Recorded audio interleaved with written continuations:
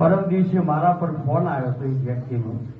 હું કોઈ નોમ જાહેર સાહેબો કરવા માંગતો નથી, પણ મને એમને એવું કીધું હતું કે તમારી બેબી, મારી બેબી જો કે ભગવાનની દયાથી પીએસઆઈની પરીક્ષા પાસ કરી પોસ્ટિંગ એ થઈ ગયું, પણ પોસ્ટિંગ વલસાડ થયું. આ સત્ય ઘટના છે. બે ચાર જગ્યાએ ભલામણે કરી બદલીમાં.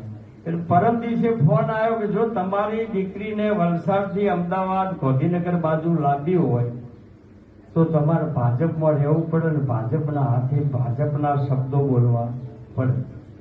આ સત્ય ઘટનાની વાત કરું.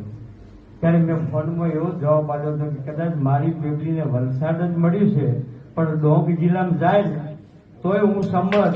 કદાચ મને એવું લાગે કે ડોંગ જિલ્લામાં મારી દીકરી નોકરી નહીં કરી શકે તો હું રાજીનામું મૂકીને ઘરે લાવવા સંમત, પણ સમાજના વિરુદ્ધ ભાજપનું ભાષણ કરવા આજે સંમત નથી અને કાલે સંમત નથી.